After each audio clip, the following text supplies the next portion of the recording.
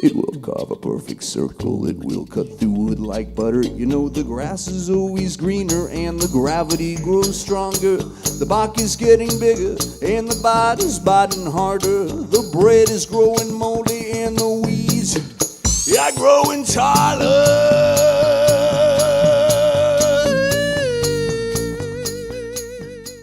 I'm that one guy. This is the magic pipe. This is the magic boot. Plugs in.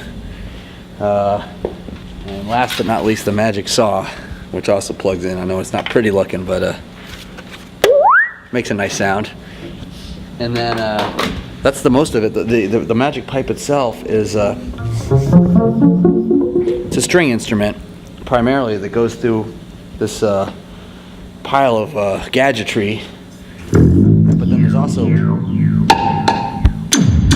trigger points on it that actually activate sounds as well. So it sort of enables me to be a one-man orchestra by myself, you know. When I was building it, I had no idea what I was doing. I really learned as I went, lots of trial and error. In terms of electronics and wiring and such, there was a lot of experimentation. I had some friends that knew wiring. I called them for some advice when it came time to wire the pickups and wire everything up.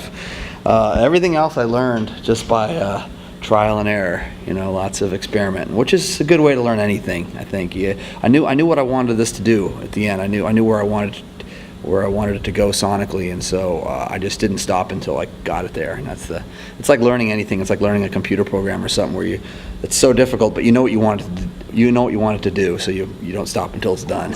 And this is who we are, and this is what we'll be. The future is all planned, and now it comes to pass. Artificial man, artificial, end of the line. Look at the time ticking and tell me that you think it's clean. Where there's a way, there is a lie. Everybody we trust and not to be so mean. What we discuss so disgusting, filling it up and busting at the seams.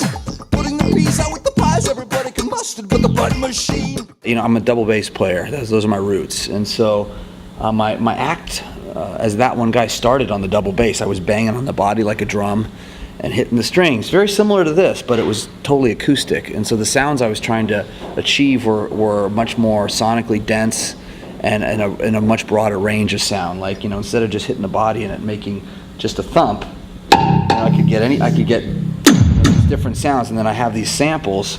I have a sampler in here, which basically I can sample anything. I can like break a light bulb and record it, or bang on a trash can, and then I put it through effects and mangle it, and you know, I get sounds like that. So it's the sounds. To answer your question, initially the sounds I was hearing were very much string-based, low frequency sounds, and then the percussive sounds, which I was achieving already, I wanted to broaden those possibilities. So I'm very happy with the instrument. I'm going to keep working on it more, fine-tuning it, always fine-tuning it. And then you know, these things, the boot and the saw, those are rather newer inventions of mine. The saw is an old traditional instrument that I've modified. The boot is my own invention.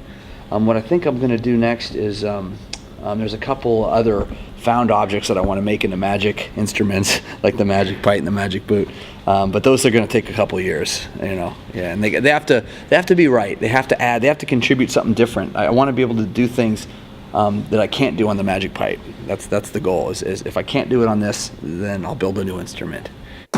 Weasel pot pie, bigger than bricks and sticks and stones. A weasel pot pie, and poke 'em in the eyes with butterfly bones. Oh my, once again with your finger in the weasel pot pie.